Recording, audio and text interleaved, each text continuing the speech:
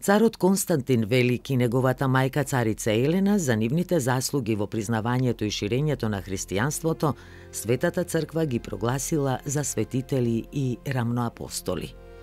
Царот Константин спаѓа меѓу најзначајните личности во историјата на човештвото, бидејќи по долго прогонување на христијанството, тој е првиот владетел на големата римска империја што ја признал оваа вера.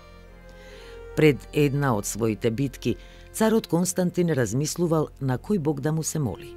Еден ден на небото видел светол крст и напис: "Со овој знак ќе победиш." Потоа и во сонот му се јавил Исус и му рекол: "Знакот што го видел на небото да го носи пред војската и ќе го победи непријателот."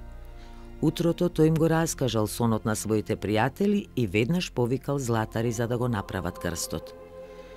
Со овој знак Константин влегол во борба против силна војска и лесно го победил непријателот.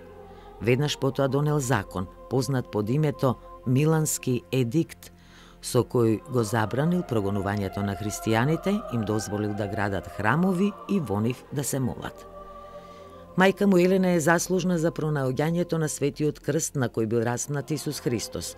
Првите 3 века по Христа не се знаело каде се наоѓа овој крст.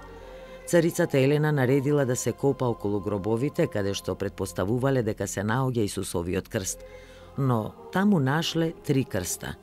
Не можејќи да дознаат кој од 3 крста е Исусовиот крст, царицата Елена наредила еден мртовец да се стави на секој од 3 крстови, пошто се случило чудо, затоа што на еден од крстовите мртвиот човек оживеал. Тоа било знак дека тој е бараниот крст на кој бил распнат Исус Христос. Освен овие заслуги, царот Константин и неговата мајка Елена за време на своите животи изградиле многу цркви, пошто останале долго да се памтат по нивните заслуги во признавањето и ширењето на христијанството.